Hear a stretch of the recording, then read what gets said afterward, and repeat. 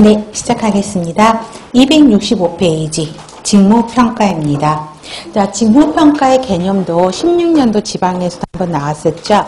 자, 직무분석 결과로 나타난 두 가지 이렇게 물어보면 기술서와 명세서, 그쵸? 그 다음에 특히 항상 직무평가를 물어보는 문항의 개념에 들어가는 단문항이 두 번째 줄이에요.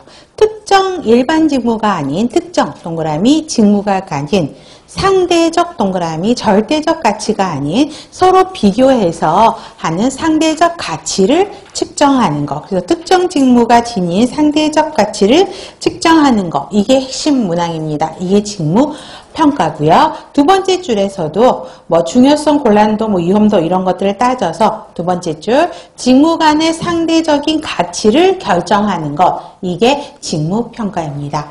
그러면 직무 평가의 목적은 알고 계셔야 돼요.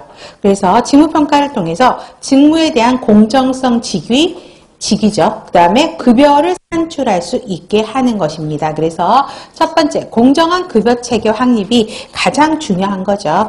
그 다음에 특히 네 번째, 임금의 공정성 확보요. 다섯 번째, 인력 확보, 인력 배치의 객관성을 높일 수 있다라는 것입니다.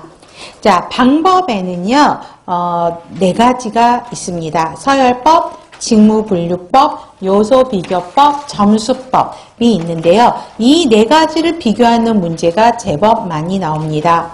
그러면 자, 서열법. 자, 이거는 여러분들 유인물 드렸었죠. 인사파트 유인물 참고 보시면 먼저 서열법의 그림을 한번 봐보세요. 서열을 순서대로 정하는 게 서열법이에요. 그러면 간호부를 보면 본부장이 있고 과장, 수간호사, 차즈널스, 간호사, AM 이렇게 나눠지는 서열을 정하는 방법, 이게 서열법입니다. 그래서 그림 보시라고 일부러 유인물 드린 거고요.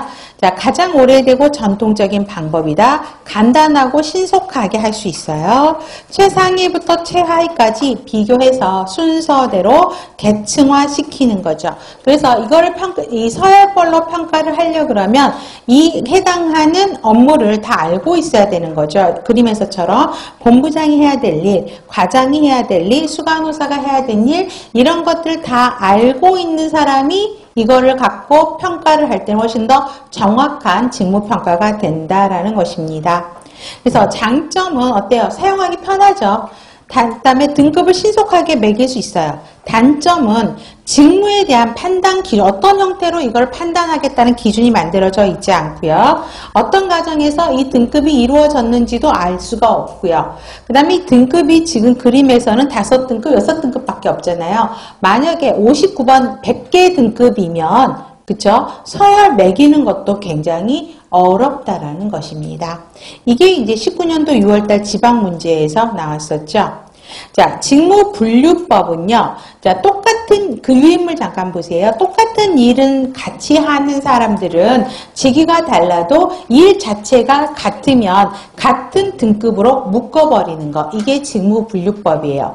자, 간호부, 약제부 부니까 다 부장들이 최고겠죠. 그래서 본부장, 약제부장, 급식부장은 가장 그 부서의 대표적인 업무를 하니까 1급으로 묶고요.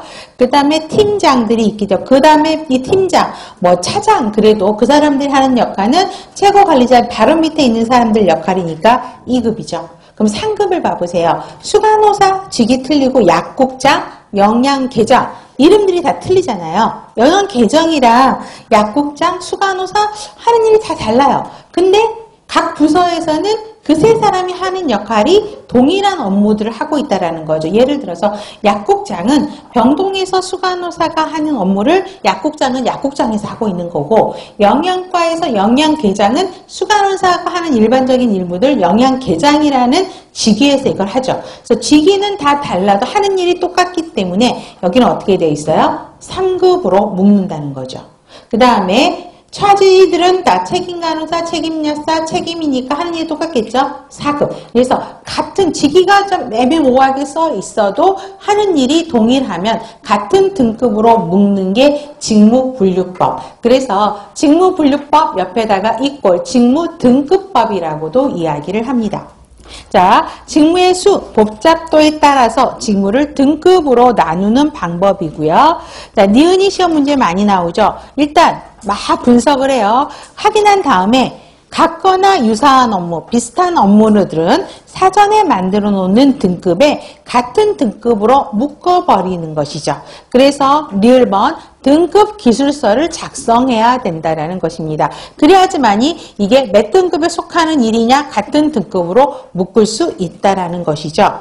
그래서 실제 문제가 직무 등급표에 예를 주면서 이게 직무 분석 방법에 어디에 속하냐가 시험 문제였을 거예요. 그래서 이게 18년도 지방 문제에서 나왔었죠. 그래서 1등급이냐, 그래서 6등급까지 나눴잖아요. 그래서 뭐 1등급은 굉장히 고차원적인 일인 거고요. 6등급으로 분류된 거는 저차원의 일에 해당하는 방법이겠죠. 그래서 이렇게 해서 이렇게 하는 일들이 무엇이냐를 해서 같은 업무는 같은 등급으로 묶는 게 직무분류법이요. 장점은 직무 간의 차이를 구체적으로 서술해 놨죠. 그렇기 때문에 직이라든가 급료 문제를 쉽게 납득할 수 있습니다. 단점은요, 같은 직무